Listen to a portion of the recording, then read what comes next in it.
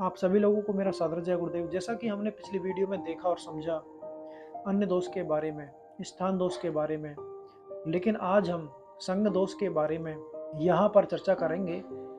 संग दोष क्या होता है, संग दोष कैसे लगता है, क्या क्या इसके परिणाम हो सकते हैं।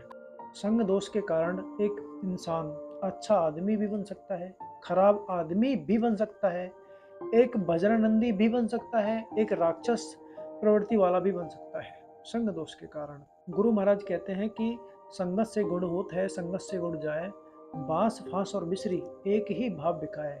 अगर किसी भी इंसान को एक अच्छे गुण वाले इंसान के साथ में छोड़ दिया जाए तो वह इंसान अपने आप अच्छे गुणों को ग्रहण करने लगता है।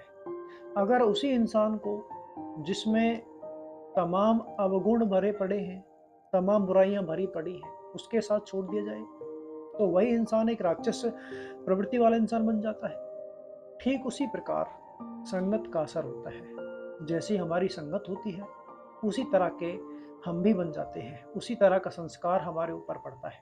जैसे लोगों का हम संग करते हैं उसी तरफ हमारा मन, बुद्धि, चित्त, विवेक होने लगता है।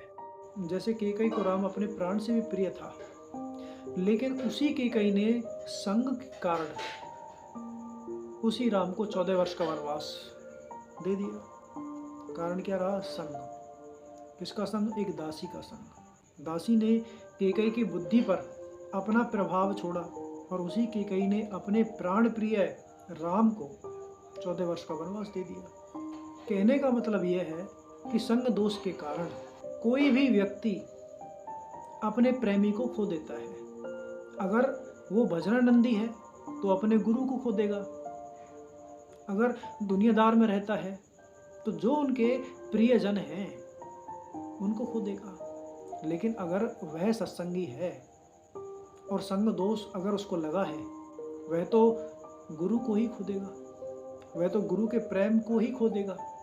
जो उसके मन में गुरु के प्रति प्रेम जगा है वो उससे दूर हो जाएगा। और जैसे गुरु के प्रेम से दूर हुआ, दुनियादारी उसके मन में समा जाएगी, फिर वो सत्संगी कहाँ रहा? वो तो दुनियादारी रहा। तो कहने का मतलब है कि संग दोष से बचना है और गुरु महाराज के वचनों को बराबर सुनना है। क्योंकि गुरु महाराज अपने वचनों में कहते हैं, साध संग मोहि देव नित परम गुरु दातार।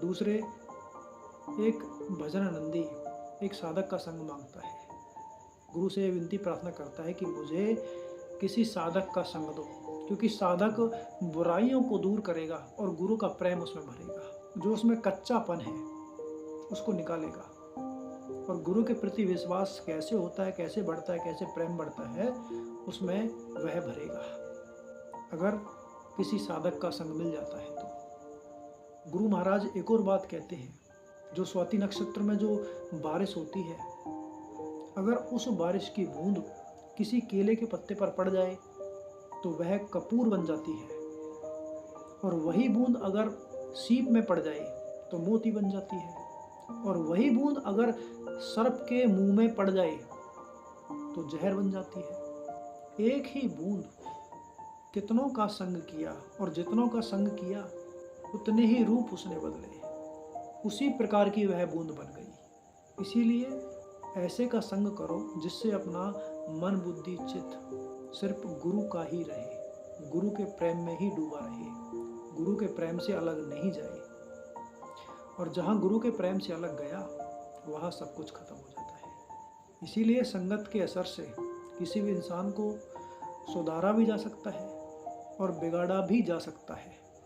इसीलिए गुरु से बराबर विनती प्रार्थना करते रहो कि साधक का संग मालिक हमें बख्शो। बराबर गुरु से विनती प्रार्थना करते रहो।